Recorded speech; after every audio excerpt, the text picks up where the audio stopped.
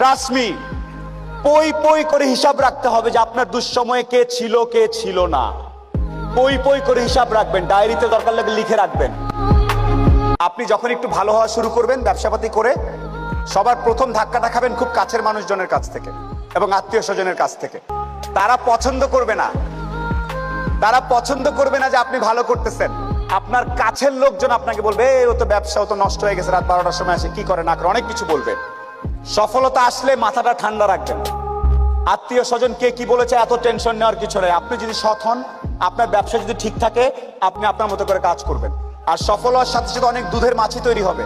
দোস্ত আমি জানতাম তুই কিন্তু সফল হবি, আয় দোস্ত আয়, বুকে আয়। এই গ্রুপ থেকেও সাবধান। ট্রাস্ট মি, পই পই করে হিসাব রাখতে হবে যে আপনার দুঃসময়ে কে ছিল কে ছিল না।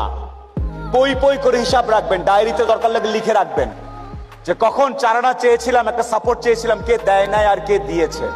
যারা দিয়েছে তাদেরকে মাথায় তুলে রাখবেন, আর যারা দেয় নাই তাদেরকেও কাছে রাখবেন। Because you must keep your enemies closure.